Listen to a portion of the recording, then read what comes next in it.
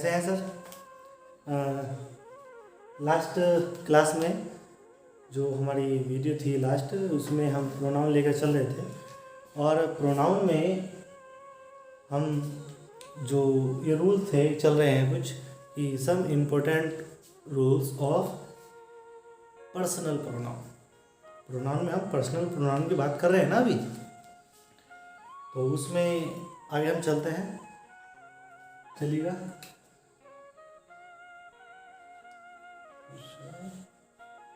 जय मां सरस्वती। चलिएगा स्टार्ट करते हैं आज की क्लास। तो सबसे पहले तो जो है हमारे चैनल को सब्सक्राइब कीजिएगा, वीडियो को लाइक करें और शेयर ज़रूर करें सर। आपके जितने भी फ्रेंड्स हैं सबको करें, क्योंकि हमारी जो कोशिश है वो है आपको एक बेहतर एक क्लासरूम वाली स्टडी देने की ना। मेरा नाम लोकेश कुमार और मैं सर 11 इयर्स से टीचिंग लाइन में हूँ। तो कहीं ना कहीं मैं कोशिश करूँगा कि आपको जो मेरा एक्सपीरियंस है उससे आप लोगों को फ़ायदा मिले, है ना, और मिलना भी चाहिए। तो चलिएगा स्टार्ट करते हैं। अभी हम बात कर रहे हैं हम यूज़ ऑफ इट की। यूज़ ऑफ इट कि जो इट है वो कहाँ कहाँ हम यूज़ कर रहे हैं। तो इट है नंबर 1, 4 थिंग्स, उन चीज़ों के लिए without life. Without life means we can say that for non living things. For non living things we use it. For example, here is your book, take it away। तो ये जो it use हुआ है, it is use for book. It किसके लिए use हुआ है? Book के लिए। एंड वी नो दैट, हम जानते ही हैं कि दैट जो बुक है नॉन लिविंग थिंग में आता है। रूल नंबर 2 है हमारे पास, for animals unless we clearly wish to speak of them as male और फीमेल। मीन्स जब तक हम उसको ये चीज़ ना क्लियर कर दें कि वो मेल है या फीमेल है ना। मेल या फीमेल क्लियर नहीं कर पा रहे हैं हम, जैसे बेबी के साथ होता है, नीचे भी ये आ रहा है रूल, तो वहाँ पर हम क्या करेंगे, उसका इट का यूज़ करेंगे। अब जैसे the horse fail and broke it's leg. अब घोड़ा गिर गया और उसने अपनी टांग तोड़ ली, तो हमने यहाँ पे हम ये नहीं दिखा रहे कि वो मेल है या फीमेल है ना। Number 3, for a young child के लिए when we don't refer to the gender, जब हम उसके जेंडर की ओर इशारा नहीं करते हैं। अब जेंडर की ओर इशारा नहीं करते हैं का मतलब, जैसे अब आप छोटा कोई बच्चा ले लें सर, बेबी ले लें, 2-3 ईयर्स तक का जो बेबी होता है उसमें क्या होता है कि it is very difficult to find the difference between a boy और ए गर्ल, है ना। जो छोटा बच्चा होता है उसमें लड़का लड़की में फ़र्क करना मुश्किल होता है, या हम नॉर्मली ये बोल देते हैं कि बच्चा रो रहा है, the baby is crying, the child is crying. तो हमें ये नहीं पता कि बच्चा रो रहा है या बच्ची रो रही है, हम उसमें क्लियर नहीं कर पा रहे। हमने अब हिंदी में तो हम बोल देते हैं बच्चा रो रहा है ना, और बच्ची रो रही है। अब इंग्लिश में कैसे करेंगे? इंग्लिश में तो चाइल्ड ही है कि नहीं, तो इंग्लिश में तो चाइल्ड है। तो अब उसको आप कैसे बताएं कि वो जो है मैस्कुलिन है या फीमेलिन है? तब यहाँ पे when I saw the child it was crying. तो ये जो चाइल्ड आया है किसके लिए आया सर? सॉरी, जो इट आया ये किसके लिए आया? चाइल्ड के लिए। इट आया चाइल्ड के लिए। तो when we don't refer to the gender, it used, क्या यूज किया जाता है? इट यूज किया जाता है। ये कुछ इंपॉर्टेंट रूल थे इट के, ठीक है, इनको आप देख लें।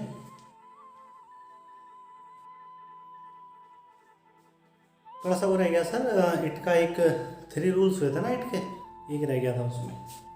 एक है वैसे इट का, वो उधर मैंने राइट भी कर रखा था लेकिन रह गया, कोई नहीं। It is also used for weather and time. It किसके लिए यूज़ किया जाता है? वेदर के लिए भी यूज़ किया जाता है और टाइम के लिए भी यूज़ किया जाता है। जैसे कि इट इज हॉट टुडे, और सही बात है भैया, बड़ी गर्मी हो रही है इस समय। बहुत ज़्यादा, कि बस बहुत ज़्यादा गर्मी हो रही है इस समय, है ना। और अगर हम बात करें टाइम की, तो इट इज़ 3 और, अब जैसे अब 3 बजे हैं, तो अब 3 बजे हैं, सही में 3 बजे हैं, तो अब 3 बज रहे हैं भैया, तो 3 बज रहे हैं तो जाहिर सी बात है गर्मी भी होगी। दोनों ही यूज़ हम यहाँ पे ले आए हैं। तो इट इज़ हॉट, गर्मी भी है, तो देखिएगा वेदर के लिए आ गया, एंड इट इज़ 3 o'clock, समय के लिए आ गया, है कि नहीं। तो इट का यूज़ वहाँ पर भी था, वो रह गया था। आगे देखते हैं हम। तो पर्सनल प्रोनाउन होने के बाद हमें पता है कि जो प्रोनाउन है उनके 8 टाइप्स हैं। तो हम नंबर 2 पर आ गए हैं। Number 2 is reflexive pronoun. Reflexive pronoun में क्या आ रहा है? इसमें आ रहा है आपके पास कि reflexive pronoun are used as the object. किसके तौर पर यूज किया जाता है? ऑब्जेक्ट के तौर पर यूज किया जाता है ऑफ ए वर्ब, वर्ब के लिए।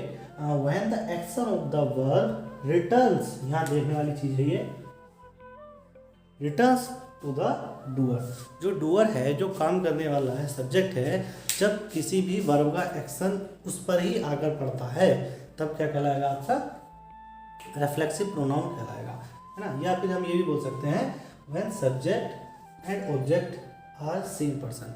जब सब्जेक्ट की जगह पे यूज होने वाला पर्सन एंड ऑब्जेक्ट की जगह पे यूज होने वाला पर्सन सेम, तब क्या होगा? हमारा रेफ्लेक्सिव प्रोनाउन होगा। कौन सा होगा सर? रेफ्लेक्सिव प्रोनाउन। अब इसमें हम बात करें एग्जाम्पल के लिए, तो ही स्पोक टू हिमसेल्फ। यहाँ पे क्या है देखिएगा? हिमसेल्फ, ठीक है। Look after yourself. तो ये कैसा इंपेरेटिव सेंटेंस है? इंपेरेटिव सेंटेंस में यू छुपा होता है, तो जब यू छुपा है तो यू के लिए योरसेल्फ आएगा, है ना। सी का जो ऑब्जेक्ट होता है हर होता है, सी का ऑब्जेक्ट होता है हर, तो सी के ऑब्जेक्ट के लिए आ गया हर सेल्फ, है ना। अब ये देख रहे होंगे आपकी यहाँ पर जितने भी ऑब्जेक्ट थे, ये सभी में हमने क्या लगाया है सर? सेल्फ। ऑब्जेक्ट में हम क्या ऐड कर देते हैं? सेल्फ ऐड कर देते हैं, and then it becomes reflexive pronoun. और हाँ, अगर प्लूरल हो जैसे कि दे, तब हम सेल्फ लगा देते हैं, ठीक है। तो ये है हमारा सेल्फ, ठीक है ना। तो ये हमारा रेफ्लेक्सिव प्रोनाउन हो गया। ध्यान ये रखना है कि जब कोई काम जो सब्जेक्ट कर रहा है, उसका जो एक्शन है या उसका जो इफेक्ट है वर्ब का, हमारा किस पर पड़ता है? सब्जेक्ट पर ही आकर पड़ता है। वह बात कर, मतलब ही स्पोक, वह बोलता है टू हिमसेल्फ, खुद से। तो वो जो बातें कर रहा है वो खुद से बातें कर रहा है ना, तो उसका जो इफेक्ट है वो कहाँ पड़ रहा है? खुद पर ही पड़ रहा है। तो इस तरह से हमारा ये रेफ्लेक्सिव प्रोनाउन हो गया, ठीक है। नंबर 3 देखते हैं। अब हम आ रहे हैं सर नंबर 3, डेमोन्स्ट्रेटिव प्रोनाउन पर। डेमोन्स्ट्रेटिव प्रोनाउन मीन्स जो संकेतवाचक में आ गया है आपका, जब हम किसी की ओर इशारा कर रहे हैं।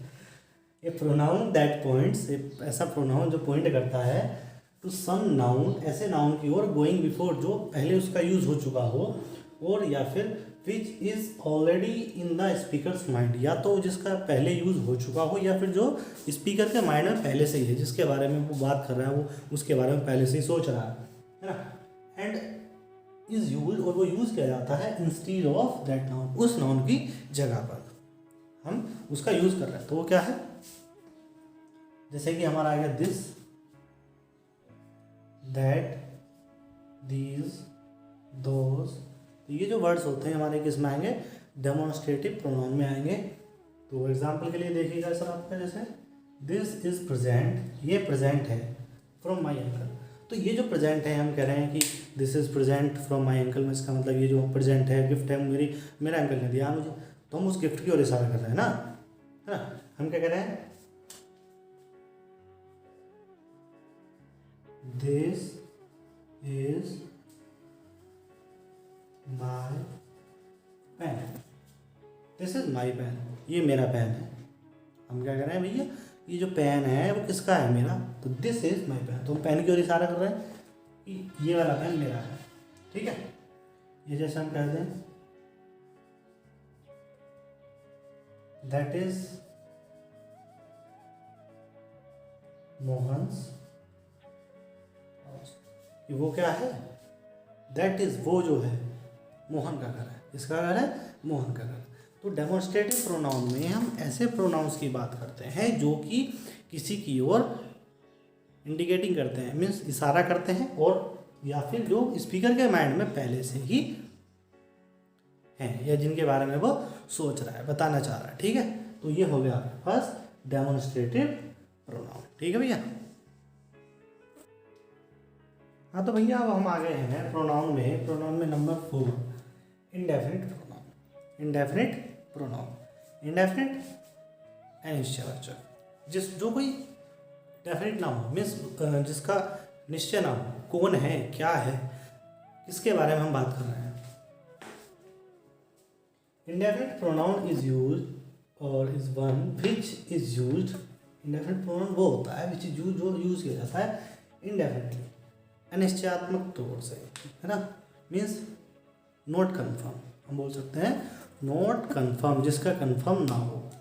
ठीक है, इट इज़ यूज, ये यूज़ किया जाता है फॉर सम पर्सन, ऐसे कुछ व्यक्तियों के लिए या फिर थिंग्स के लिए, सॉरी ये रह गया, या फिर थिंग्स के लिए इन जनरल, जो जनरली यूज़ की जाती है, जो सामान्य तौर से यूज़ की जा रही है। मतलब नॉट फॉर स्पेशल वन, किसी भी स्पेशल वन के लिए नहीं है, ये जनरली कॉमनली यूज़ की जा रही है। जैसे हम कह रहे हैं कि one hardly knows what to do, तो वन का मतलब यहाँ पे आ रहा है क्या, एक को नहीं, किसी एक को, किसी एक को, मतलब कि किसी भी व्यक्ति को हम जैसे नॉर्मली कह देते हैं कि कोई नहीं जानता कल क्या होगा, इसका मतलब इधर पता है कि हर आदमी जानता, कोई नहीं जानता तो पता नहीं किसी, है ना। तो वन हार्डली नोज, कोई भी आदमी मुश्किल से जान पाता है व्हाट टू डू, की क्या करना है ना। भी करते तो हम क्या है, हम सोचते पहले से प्लानिंग है, हम हर आदमी अपनी प्लानिंग करता है, बट प्लानिंग्स भी तभी सक्सेस होती हैं अगर कंडीशंस आपके जो है फेवर में है, तो है ना। तो क्या करना है किसी को भी नहीं पता होता। नंबर 2 है none of his poems are well known. None of his poems, तो कोई भी नहीं, उसकी पोएम्स में से नन, कोई नहीं है, क्या वेल नोन, उसकी पोएम में से कोई भी जो है फेमस नहीं है। जैसे हम कह रहे हैं सम आर बोर्न ग्रेट, जो कुछ होते हैं वो महान पैदा होते हैं, या मतलब पैदा ही होते हैं, महान होते हैं। जब जैसे ही वो पैदा हो रहे तो कुछ पैदाइश ही महान है ना। जो जैसे थोड़ा सा एक वो बोल देते हैं ना, बोले भाई तू तो पैदाइशी महामूर्ख है, कह देते हैं ना, नहीं तो पैदाइशी पागल है। तो वो जब, लेकिन वो तो चल छोड़ेगा। हाँ, तो हम तो बात कर रहे हैं सन की, है ना, कि सन आर बोर्न ग्रेट। तो जो कुछ है, मतलब कुछ लोगों की बात करें, अब कौन कौन, ऐसा तो डेफिनेट नहीं है ना, कंफर्म नहीं है कि किस व्यक्ति के बारे में बात करें। कुछ लोग हैं आज जो भी ग्रेट लीडर्स होंगे, या पहले जो भी ग्रेट पर्सन्स रहे हैं, वो महान पैदा हुए, तो वो सम के लिए आ रहा है। तो इसी तरह से जो कुछ भी इंडेफिनिट हो, मतलब जो निश्चित ना हो, कंफर्म ना हो, वहाँ पर हम क्या यूज़ करते हैं, इंडेफिनिट प्रोनाउन। क्लियर है सर? हाँ तो सर 5 नंबर आ रहा है हमारे पास डिस्ट्रीब्यूटिव में। अब आ गया 5 number distributive pronoun. Distributive pronoun आ गया, तो ये कहना है कि डिस्ट्रीब्यूटिव प्रोनाउंस रेफर्स, अब देखो यहाँ पे थोड़ा कभी कभी हो जाता है, देखिए अब यहाँ पे अगर प्रोनाउंस लगाएंगे, हम प्लूरल लगाएंगे तो फिर रेफर्स नहीं लगेगा, यहाँ पे रेफर्स लगेगा तो फिर यहाँ पे प्रोनाउंस नहीं लगेगा, है ना। ये प्रेजेंट इंडेफिनिट की बात है, ये भी आएगा प्रेजेंट इंडेफिनिट भी, टेंस भी आगे चलाएंगे, आपको आगे टेंस भी करवाए जाएंगे, है ना। और आपका सभी 12 टेंसेस होते हैं हमारे पास, 12 के 12 टेंस हो गए, फिर उनका एक्टिव पैसिव हो गया सभी का, फिर सभी का डायरेक्ट एंड डायरेक्ट नरेशन, वो सब भी आपका आगे चलने वाला है। फिलहाल हम थोड़ा सा जो है ग्रामर लेकर चल रहे हैं, फिर उसके बाद ट्रांसलेशन आएगा ना। तो डिस्ट्रीब्यूटिव प्रोनाउन ये यहाँ पे कहाँ से हो गया, अच्छा रह गया है, चलिएगा कोई नहीं, डिस्ट्रीब्यूटिव, ठीक है। थोड़ा जल्दी जल्दी में हो जाता है, गर्मी भी काफ़ी हो रही है ना। तो distributive pronoun refers to the individual member, ये केवल किसके लिए आता है, इंडिविजुअल मेंबर्स के लिए, मीन्स जो सिंगुलर हो, अकेला हो, ना, हम अकेले के लिए बात करेंगे जब किड्स के लिए इंडिविजुअली, ऑफ क्लास, किसी भी क्लास के या फिर किसी भी ग्रुप के, एट ए टाइम, एक बार में। जब एक बार में हम किसी भी क्लास के या किसी भी ग्रुप के किसी एक सदस्य की ओर इशारा कर रहे हो तब वो क्या कहलाएगा आपका डिस्ट्रीब्यूटिव प्रोनाउन, मीन्स अलग अलग बांट देना। जैसे हम बोल देते हैं distribute the toffees each of the child, हर बच्चे को टॉफी देनी है तो हम टॉफी देंगे, हर बच्चे को देंगे, ऐसा नहीं किसी को छोड़ दें, सभी को देंगे और अलग अलग देंगे, ठीक है। तो ऐसी बात है। तो आगे आ रहा है कि ईच ऑफ द बॉयज़, यहाँ पे एक चीज़ और देखेंगे कि जो डिस्ट्रीब्यूटिव प्रोनाउन चल रहा है आपका, तो जो है हमारे पास जो वर्ड्स हैं ईच, नाइदर, आइदर, नन, तो इनके बाद क्या आता है, इनके बाद में जो हमारा नाउन आएगा वो प्लूरल आएगा। कैसा आएगा? प्लूरल आएगा, ठीक है। देखिएगा each of the boys, distributive कौन कर रहा है उसको? ईच, लड़कों में से हर एक, प्रत्येक ने गोल्ड प्राइज जीता, तो सभी ने प्राइज जीता है। फिर है आपके पास आइदर ऑफ दीज रोड्स। एक चीज और देखिएगा यहाँ पर, ईच ऑफ द बॉयज में सभी ने जीता, तो यहाँ पे ये किसकी रोड डिनोट कर रहा है? ऑल। ग्रुप तो है लेकिन ग्रुप में सभी की ओर इशारा कर रहा है।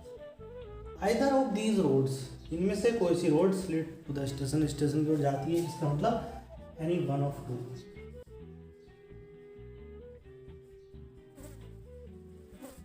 दो में से एक, दो में से एक की ओर भी इशारा कर सकते हैं आप, ना। Third example is neither of the statements, neither of the statements is true, मतलब स्टेटमेंट्स जो हैं उनमें से कोई सा भी ट्रू नहीं है। तो यहाँ पे आगे आपका देखेगा नाइदर, और नाइदर इसका मतलब क्या है? नन, किसी के लिए भी जो दिया है किसी को भी नहीं देना है ना, किसी को टॉफी मत दो। नंबर 4 आता है नन ऑफ हिज 4 सन्स। यहाँ पे देखिएगा बॉयज आया, फिर रोड्स आया, फिर स्टेटमेंट्स, ये भी प्लूरल है, और सन्स ये भी प्लूरल है ना। तो नन ऑफ हिज 4 सन्स, उसके 4 बेटों में से किसी ने भी लुक्ड आफ्टर, किसी ने भी देखभाल नहीं करी, ठीक है ना, किसी ने भी देखभाल उसकी नहीं की। तो ये जो है इस तरह से हमें देखभाल करें ना करें हमें उससे कोई मतलब नहीं, हमें तो अपने डिस्ट्रीब्यूटिव प्रोनाउंस से मतलब है, और वो है हमारे ईच, आइदर, नाइदर और नन। ध्यान ये रखना है इनके बाद में क्या आएगा आपका नाउन जैसे होगा प्लूरल नाउन होगा, ठीक है सर, ये ध्यान रखना। डिस्ट्रीब्यूटिव प्रोनाउन हो गया आपका। नंबर 6 प्रोनाउन आता है सर हमारे पास रेसिप्रोकल प्रोनाउन। कैसा प्रोनाउन है? रेसिप्रोकल प्रोनाउन है, जहाँ पर रेसिप्रोकल का मतलब है एक दूसरे का अपोजिट। तो reciprocal each other and one another, ध्यान देंगे, each other and one another, each other one another जो कंपाउंड नाउन होते हैं आर कॉल्ड रेसिप्रोकल प्रोनाउन। ये कैसे होते हैं? कंपाउंड होते हैं और ये रेसिप्रोकल प्रोनाउन कहलाते हैं। जैसे कि हम बात कर रहे हैं the brothers quarrelled with each other, तो जो भाई झगड़ा कर रहे थे तो किससे कर रहे थे? आपस में तो कर रहे थे। अब जब झगड़ा कर रहे हैं तो जब आपस में वो कुछ झगड़ा वगैरह करें तो वहाँ पे रेसिप्रोकल प्रोनाउन आएगा, ठीक है ना। तो जैसे कि the brothers quarrelled with each other. अब ध्यान देंगे यहाँ पे, अभी हमने बात की कि कंपाउंड नाउन, तो ईच अदर देख रहे हैं आप किससे बना है? ईच सेपरेट है, अदर सेपरेट है, ईच एंड अदर दोनों सेपरेट है, तो ईच और अदर दोनों से मिलकर बना है ईच अदर, ठीक है। Second example, they all gave evidence, उन्होंने दे दिए, दे ऑल उन्होंने सबने दे दिए, क्या दिया? एविडेंस, प्रूफ दे दिया अगेंस्ट वन अनदर, एक दूसरे के खिलाफ। अब उन्होंने सबने जो एविडेंस है वो एक दूसरे के खिलाफ दे दी, है ना। तो यहाँ पे देखिएगा वही आ गया वन अनदर, किस किस से बना? वन से और अनदर से, वन एंड अनदर दोनों को कंबाइन किया, कंपाउंड नाउन बना दिया हमने, इट बिकम्स वन अनदर। जैसे कि बच्चे होते हैं ना, क्लास में टीचर ने कहा हाँ भी कौन कौन शोर मचा रहा था, तो जो शोर मचा रहा होगा वो कहेगा नहीं जी मैं तो शोर नहीं मचा रहा था, वो शोर मचा रहा था, है ना। दूसरा बच्चा कहेगा जी मैं शोर नहीं मचा रहा था, वो शोर मचा रहा था। Means they are complaining to one another, एक दूसरे की कंप्लेन कर रहे हैं, खुद की कुछ नहीं बता रहे हैं, है ना। ये तो एक दूसरे में लगे पड़े हैं। तो तो ये जो हमारा आएगा इस तरह से नंबर 6 रेसिप्रोकल प्रोनाउन हो गया। ठीक है भैया। जी सर। अब हम आ रहे हैं नंबर 7 पर। Number 7 is relative pronoun. Relative pronoun, तो रिलेटिव प्रोनाउन में आ रहा है कि ये relative pronoun not only refers to the same noun going before, ये केवल उसी नाउन की ओर इशारा नहीं करता है जो पहले आया है, but it also joins two sentences together, मतलब कि ये जो है 2 सेंटेंसेस को भी साथ में जोड़ता है। तो ध्यान रखने वाली बात है कि जैसे आपके पास आया था डेमोन्स्ट्रेटिव प्रोनाउन, तो वो क्या कर रहा था, किसी और इशारा कर रहा था, या जो पहले से ही स्पीकर के मन में है उसकी ओर इशारा कर रहा था, बट ये उसकी ओर इशारा तो करेगा ही करेगा, बट साथ ही साथ में क्या करेगा, ये 2 सेंटेंस को ज्वाइन भी करेगा। रिलेटिव प्रोनाउन होगा। और रिलेटिव प्रोनाउंस क्या होते हैं, ज़्यादातर जितने भी आपके क्वेश्चन वर्ड्स होते हैं, जितने भी क्वेश्चन वर्ड्स होते हैं वो सभी आपके रिलेटिव प्रोनाउन में आएंगे, जैसे कि who, whose, which, what, that, etc। ठीक है। अब जैसे आ रहा है आपके पास the man who is honest is trusted, वो आदमी जो ईमानदार है उस पर विश्वास किया जा सकता है।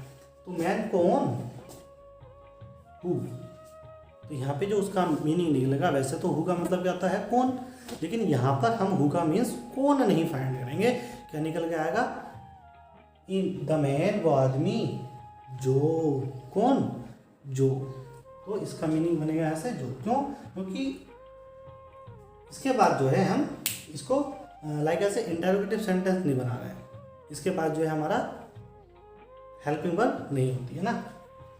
उसके बाद है आपका second, this is the question, ये वो क्वेश्चन है whose solution has not been found, जिसका सॉल्यूशन नहीं मिला। तो किसका सॉल्यूशन नहीं मिला, जिसका, ठीक है ना। तो whose में वैसे तो आता है किसका, ठीक, तो ये यहाँ पे क्या आ गया, जिसका, किसका, जिसका, कौन, जो, ठीक है ना, whom किसको, whose किसका, तो इसका बनेगा जिसका मीनिंग निकलता है यहाँ पे, which कौन सा, तो यहाँ भी जो के लिए आता है। तो अब बात आ रही है कि दिस इज द क्वेश्चन, यही वो क्वेश्चन है जिसका सॉल्यूशन नहीं मिला है। तो ये एक तो जो है आपका हुज नॉन लिविंग थिंग्स के लिए भी आता है, और हुज जो है आपका ह्यूमन के लिए भी आता है। जैसे कि आपने सुना होगा, हम बोलते हैं हुज बुक इज दिस, हम कहते हैं कि हुज बुक इज दिस, भैया किसी किताब है तो आदमी की होगी ना किताब, तो फिर जिसकी किताब होगी उस पर जो, तो वो आदमी की होगी। तो वैसे तो हम इसका यूज़ ह्यूमन बींग्स के लिए भी करते हैं, लेकिन नॉन लिविंग थिंग्स के लिए भी इसका यूज़ किया जाता है। उसके बाद आ रहा है whom हैज़ ही इन्वाइटेड, तो whom बना तो होता है सर who से ही, है ना, बट क्या होता है इसका ऑब्जेक्टिव केस होता है, who का ऑब्जेक्टिव केस होता है whom। तो whom हैज़ ही इन्वाइटेड, ये पैसिव वॉइस में यूज़ किया जाता है, इसका मतलब उसने कौन कौन व्यक्ति उसके द्वारा इन्वाइटेड किया गया है, ठीक है ना। तो ये जो होता है आपका whom ऑब्जेक्टिव केस में ज़्यादा आता है, या जिसको हम बोल देते हैं पैसिव वॉइस में, ठीक है। तो ये आपका आ गया, आगे देख रहे हैं जरा।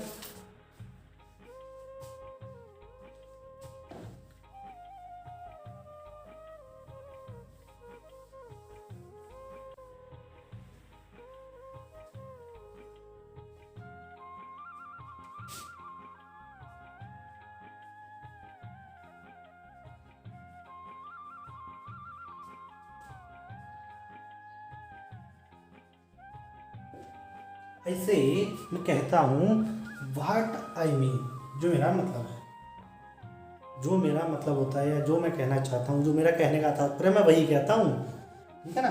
तो व्हाट का एग्जाम्पल हो गया ये दैट। देखिएगा सर, दैट जो होता है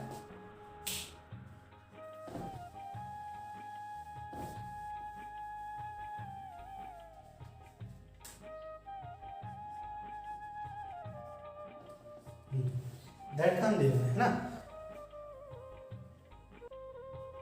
हम दैट की बात कर रहे थे। तो दैट में आ रहा है कि दैट जो यूज़ किया जाता है, दैट हु के लिए भी यूज़ किया जा सकता है, ठीक है। और आपका विच वगैरह के लिए भी यूज़ किया जा सकता है, ठीक है ना। लेकिन और जो है whom के लिए भी दैट यूज़ किया जा सकता है, लेकिन whose के लिए नहीं किया जा सकता। अब जैसे हम ये पे बात कर रहे हैं कि दिस इज द बॉय, ये वो लड़का है, that I told you of, मैंने जिसके बारे में बताया था। तो देखिएगा ये जो दैट आया है, आप दैट भी लगा सकते हैं और हु भी लगा सकते हैं, इसलिए हमने ब्रैकेट में लगा के दिखाया आपको हु। जो दैट है वो हु पर भी आ सकता है। आई नो द हाउस, मैं उस घर को जानता हूँ, दैट ही लिव्स इन, जहाँ पे वो रहता है। तो जहाँ पर रहता है या जहाँ जिस घर के अंदर वो रहता है, तो हम विच के प्लेस पर भी जो है दैट का यूज़ कर सकते हैं, ठीक है। एक दैट जो यूज़ किया जाता है, ऑल के साथ भी दैट यूज़ किया जाता है। All that glitters is not gold, सभी वो सभी चीज़ें जो चमकती हैं वो सोना नहीं है ना, हर चमकती चीज़ सोना नहीं है। तो ये क्या है, दैट यूज़ किसके साथ किया गया है, ऑल के साथ, ठीक है ना। तो इस तरह से दैट का यूज़ हो गई है। दैट के और भी यूज़ हैं।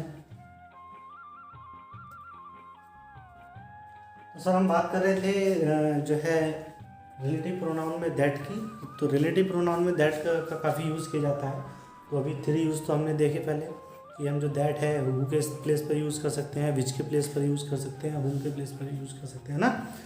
और जो दैट है वो हमारा ऑल के साथ भी दैट आता है। और दैट के कुछ और भी रूल हैं। तो दैट इज़ यूज आफ्टर, किस किस के बाद में दैट यूज आता है, हिलना नहीं भाई। एवरीथिंग के बाद आएगा, नथिंग के बाद आएगा, द ओनली के बाद आएगा, any, all, everyone, none, no, nobody, much, little, the same, the few, the little. तो ऐसे कुछ वर्ड्स हैं जिनके बाद में क्या है, दैट आता है, ठीक है। आई रिपीट, जो दैट है that is used after everything, nothing, the only, any, all, everyone, none, no, nobody, much, little, the same ना, the few and the little। इस तरह से ये कुछ वर्ड्स हैं जिनके बाद में द का यूज़ किया जाता है। एग्जाम्पल के लिए देख लें आप, my father gave me everything. अब देखिएगा एवरीथिंग आ गया, कहाँ लिखा है, ये लिखा, एवरीथिंग लिखा ना, my father gave me everything, sorry यहाँ तो एवरीवन है ना, ये रहा एवरीथिंग है ना। तो एवरीथिंग दी है, एवरीथिंग दैट, एवरीथिंग के बाद में आ गया that. My father gave me everything that, ये आ गया यहाँ पर। दिस इज द ओनली, क्या देख रहे हैं आप, यहाँ पर था एवरीथिंग और यहाँ पे आ रहा है हमारे पास द ओनली। द ओनली के बाद में क्या हमने यूज़ किया है, दैट, ये आ गया, ठीक है ना। तो इस तरह से दैट का यूज़ है। तो ये कुछ वर्ड्स हैं, इनको आप नोट कर लें ज़रूर, ये बहुत यूज़फुल वर्ड्स हैं कि जहाँ पे हमें इनके बाद हम दैट का यूज़ करते हैं, ठीक है।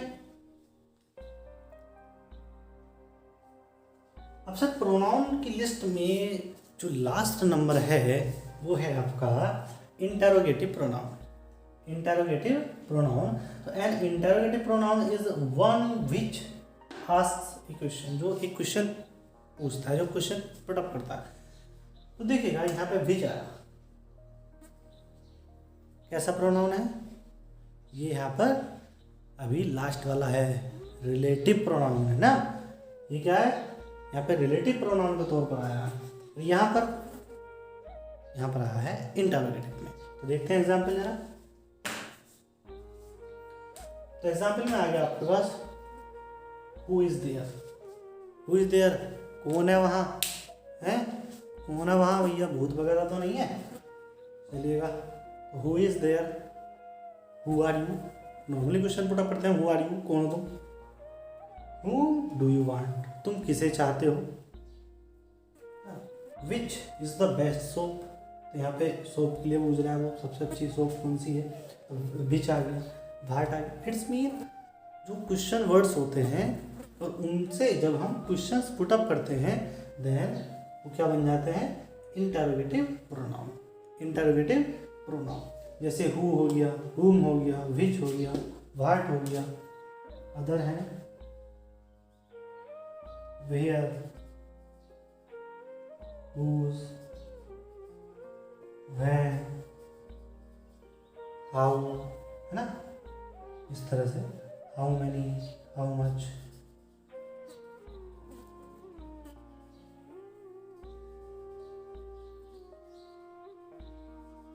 तो इस तरह से सर हमारे पास ये इंटरोगेटिव प्रोनाउन हो गया।